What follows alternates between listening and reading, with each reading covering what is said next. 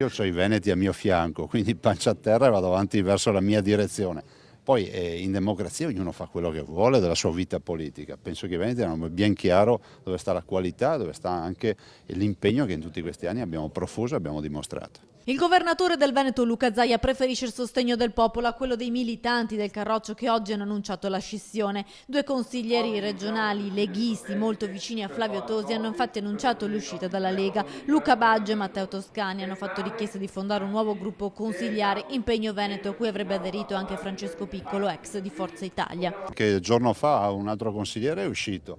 Immagino che questa campagna elettorale, l'avvicinamento alla data fatidica, ponga questioni anche più intime in ognuno e quindi ognuno deciderà cosa vuol fare del proprio futuro.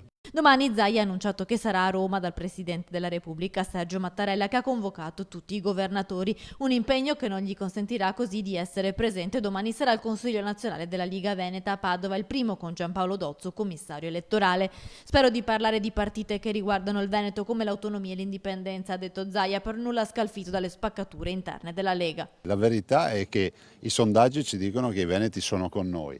Sono con il loro presidente che ha sempre dimostrato di difendere il Veneto a tutti i livelli, a iniziare dagli ospedali della sanità, siamo i numeri uno d'Italia, per passare alla miriade di iniziative, una per tutti, 235 comuni alluvionati, 925 opere realizzate per l'alluvione, 360 milioni di euro in 9 mesi tutto questo.